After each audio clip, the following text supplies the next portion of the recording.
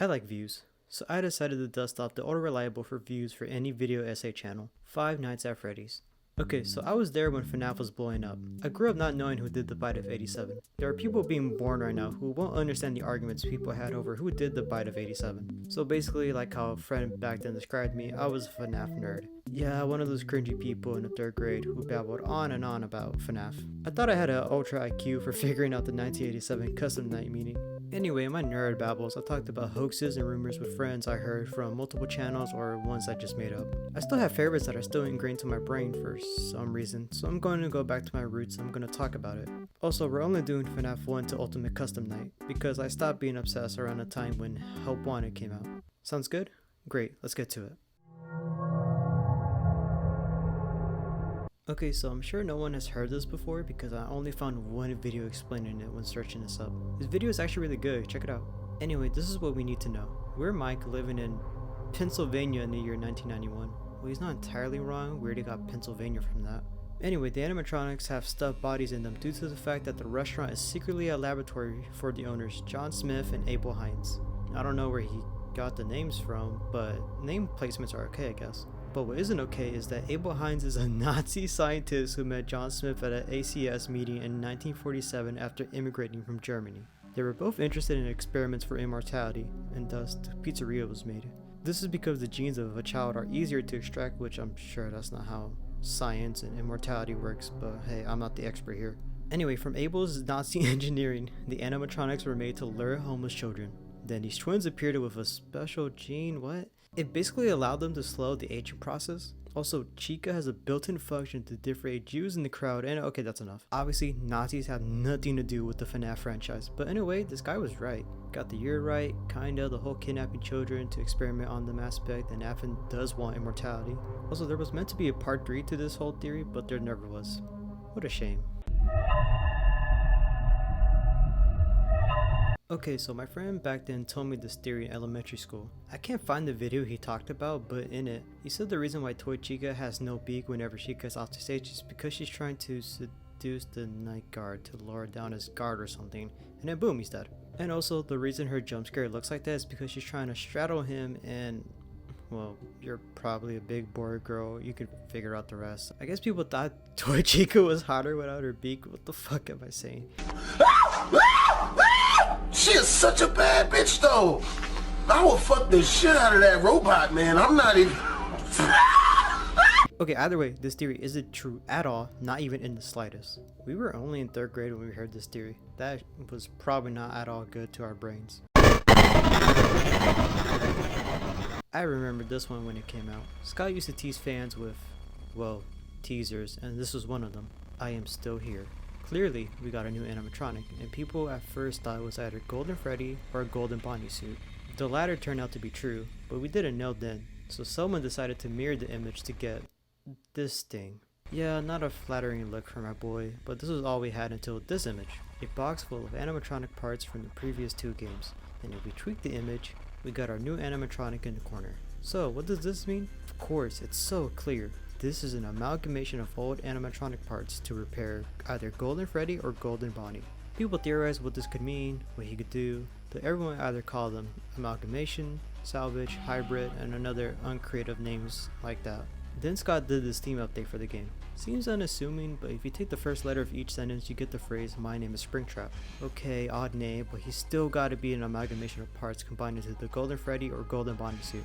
Then the game came out, and no, it's just a Spring Bonnie suit containing Purple Guy's corpse, and this crate was just a office decoration. Not what fans thought, but on the bright side, we got one of the best characters in gaming fiction.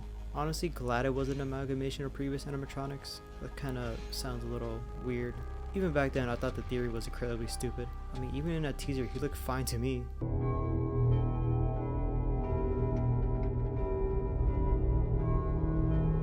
This was a stupid theory me and a buddy made during lunch one time. We got to talking about the latest FNaF at the time, being FNaF 4. He told me that the pictures on the wall were actually of Scott and his family, which they are. These over here are actually pictures of Scott and his family. He thought this meant something, and we started to brainstorm. Obviously, this wasn't a little Easter egg. This had to be deeper.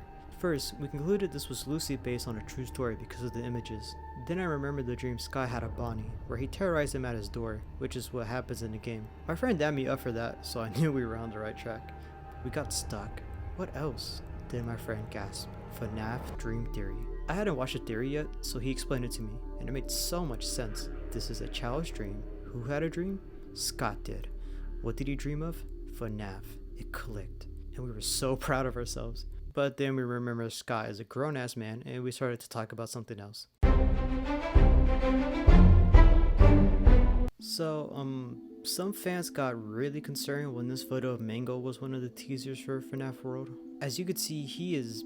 man, that's messed up. And she's hanging from the paddle he was using in the trailer. The text below says, "See what have you all done." At this point, FNaF World wasn't out yet. Obviously, this was a teaser.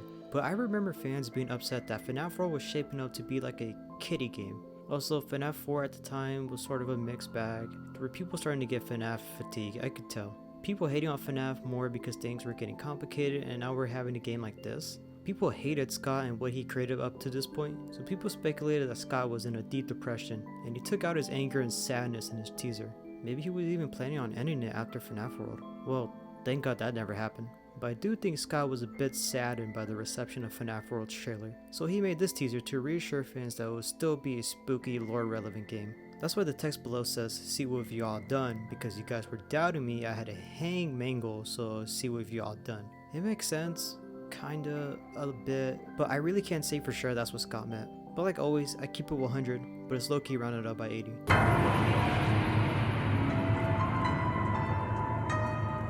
Before we begin, do you know this game? It's called Pop Goes, and this man, Kane Carter, developed and created the Pop Goes series. He's also in the FNAFverse initiative, creating Pop Goes Evergreen, which is yet to come out. He also said, oh wow. Anyway, he's a semi-controversial figure. We all do dumb things even when you're a grown-ass man. That's a whole discussion for another day. Back on track. He had a theory, a unique one. Let me break it down. At the time, this teaser and trailer was all we had before Sister Location came out. Not much to work on, but enough to craft up a few theories. Like that the schedule here is because the animatronics are adult entertainers. You see, these fairy ones over here are called Funtime Freddy and Funtime Foxy. That seems a bit suspicious. Look at Baby, and hear her name closely. Sounds weird for a name, but then you have to remember that people be calling girls Baby in a loving type of way. Why is that in the script? Anyway, Ballora over here, I mean, come on, look at that. That is a fucking stripper, dude. Also, look at this trailer. Look at this.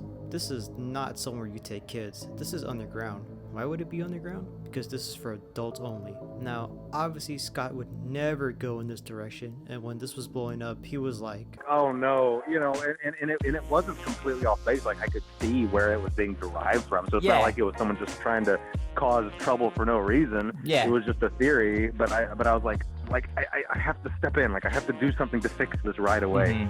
And my response to that, to fix it, evolved into, you know, a pretty simple solution. I would just release a new teaser that would just kind of steer it in the correct direction. It's a weird theory to be real, but I mean, it's ultimately harmless.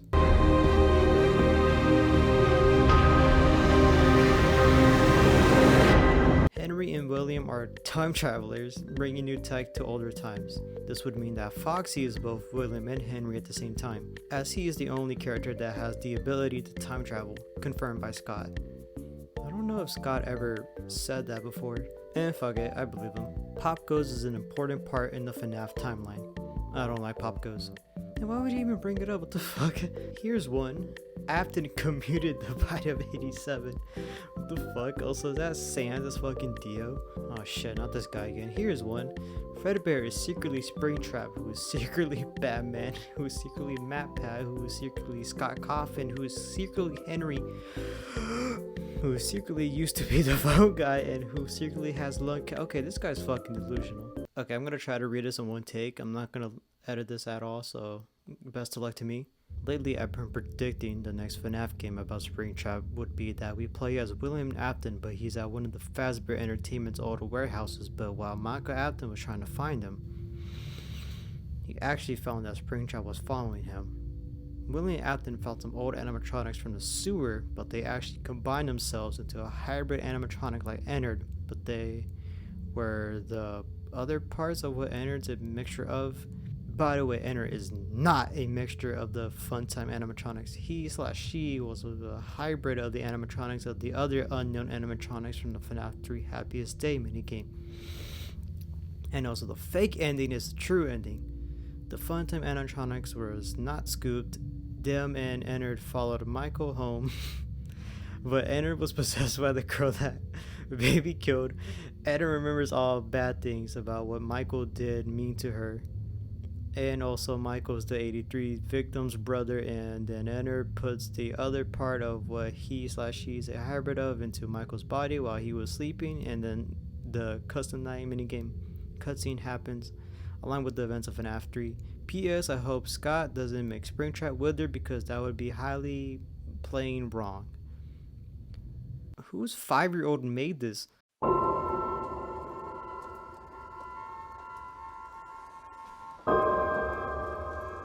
Alright, so some people think that who we play as in this game isn't Afton in hell or in some sort of hell to begin with. Now, most of the evidence is Springtrap and Scraptrap being in the same game, and why would he be attacking himself? Also, the belief that this has no relevance is just for fun. First of all, if this is some sort of hell for Afton, he'd totally be confronted by himself. That's like a common trope when people go to hell. It doesn't have to be because he's remorseful or anything, but he's getting a taste of his own medicine. Second of all, come on, this is a FNaF game. This will have relevance to the lore. Third of all, several voice lines reference the fact that this is most likely Afton. I recognize you, but I'm not afraid of you. Not anymore. I am your wickedness, made of flesh. I am a burning reminder of your misdeeds. I am the fearful reflection of what you have created. I guess you forgot about me. Boom. Wait, hold on, we got more reasons? Oh, Glitch Trap? That's just a digital entity. That's not Afton himself. More like his digital imprint in the code. Honestly, if you're gonna have to debunk this, we're gonna need some more. Well, shit. Okay, this is a big contradiction. This thing, Burn Trap. Now, we could easily say Afton broke out of his hell imprisonment, but that's a bit of a reach. Maybe this is another digital entity of William put into a new animatronic? He does look drastically different from Scraptrap in Pizzeria Simulator, but so does Scraptrap from Springtrap. But his name is Burntrap, not like Springtrap Neo. So maybe the same theory, but in Burntrap? Maybe it's the mimic pretending to be Afton? Well, my theory is that Steelwool fumbled the bag here with this because of Scott's bad communication. We know this now because of the Daco interview. Steelwool took a bunch of creative liberties with this guy and forgot all about the previous games, leading to this giant piece of shit mess. In-game reason though, no fucking clue. Good luck, because I'm not trying to figure all that shit out. The only thing I'm 100% sure of is that William Afton is burning in hell right now. And no, that number is not rounded up by 80%. Alright, that does it for this video. It was nostalgic to go back to these theories of the past. I don't really know how it is now, but back then people had little to go off of, and we got theories that you just saw. It seems like nowadays we have too much to go off of, and a lot of inconsistencies and retcons happen, and yeah, FNaF isn't how I remember, but I will always love the franchise. Maybe just not this aspect though.